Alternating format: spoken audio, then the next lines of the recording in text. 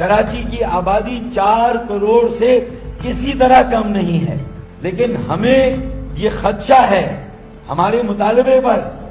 मरदमशुमारी का इनेकाद जल्दी हो रहा है। खदशा ये है कि ये मैच भी